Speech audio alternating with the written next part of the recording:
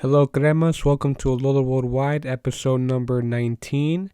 Here to give you the recap and reaction of the match on Sunday versus Union Comercio and the matchup tomorrow, which is the Peruvian Clasico. And so last Sunday we had the match versus Union Comercio, and it was I would say a very disappointing matchup because not only it ended 1-0, but we could have won the match. And we had so many great opportunities to score, such as Alex Valletta. He had multiple shots, but came up short every time. He had like a really wide open goal shot, and he went too high. Andy Polo had one great direct kick, literally hit the left post, and the goalie didn't even move because I guess the goalie thought he had no chance. He let the ball go by, but luckily to Comercio that the shot went to the left post and never went in. And then one golden sub for Union Comercio. I think his name was Carranza. He scored the winning goal with I think 15 or so minutes left of the game, and that's what happens. That was much strategic performance by Comercio, who used the golden sub to win the game, and the U just came up short the whole 90 minutes. And then also Compagnucci, the manager, is to blame also because he had just not so good tactical decisions with not starting Urruti, who he wanted to save for the Clasico matchup, and he used the subs late like Herrera and he subbed out Cacatero late. So that's it's just a not so good match, a disastrous match against a club that was just promoted just this past year. And we cannot waste any more games like this. And now on to the Clasico matchup. So the Clasico matchup is likely that we might use the same 11. As I heard that we might use the Williams Riveros again. He did perform not so great against Comercio, but not many players are perfect in their first matchup. You gotta be really.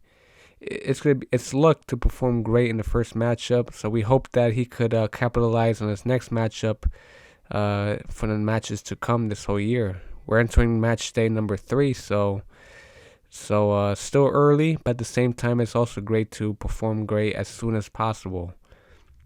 So I also heard that Ankahima might also be starting as right back, replacing Corso. But it's also a game time decision. Maybe Corso might start instead of Ankahima. So who knows what Copanucci decides at the kickoff, before kickoff time tomorrow. We might use Valletta to start. And then we might use Cacatera, Urena starting midfield. We might not see Quispe as a starter tomorrow. He might be a sub. So offensively, we're starting off strong by looking at the same 11 from last week. All we got to do is just capitalize on every opportunity we had. And we just came up really sloppy last matchup. And against Alianza Lima, we cannot do that.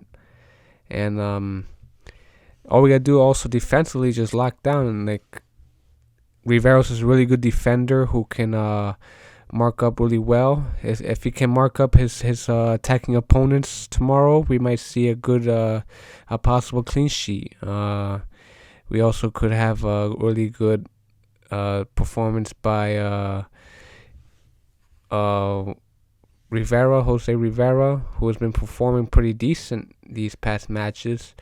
Now Perez Guedes is the midfielder who has a really good start on the first matchup, but he also didn't perform well the last match. The other good defender that I'm thinking about that's on defense is Di Benedetto. Hope that he can also play lockdown defense on the Alianza Lima offense. Cabanillas, who might be the left back coming in tomorrow, but he might be subbed out due to his issues with his knees these past couple games.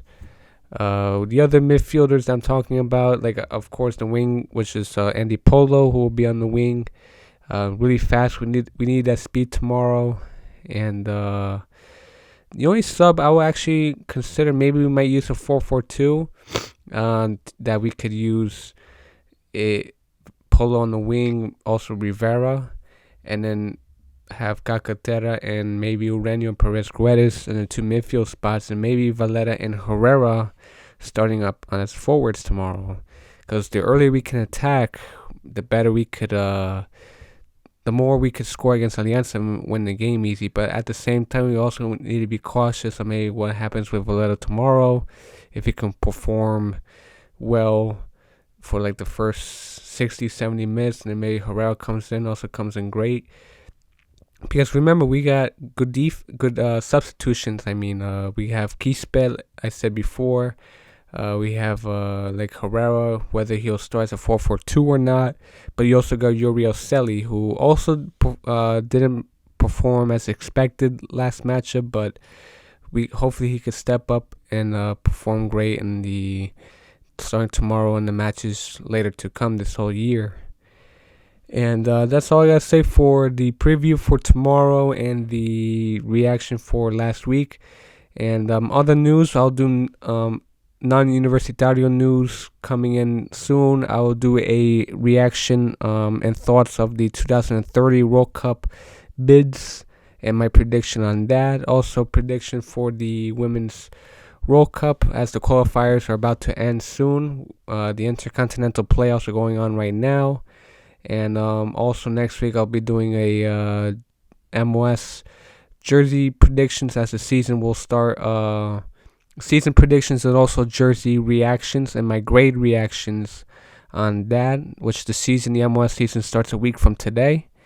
And also the my thoughts on the Universitario's kits for the 2023 season, and I'll do my grades tier maker grade on that. So yes, thank you for tuning in to Lolo Worldwide, the official podcast of Crema Tribune, and I will see you next week as for my reaction for the Clasico matchup that's going on tomorrow, and also a preview for Universitario's upcoming matchup next Sunday against Carlos Manucci. And I will see you next week, and Idale U.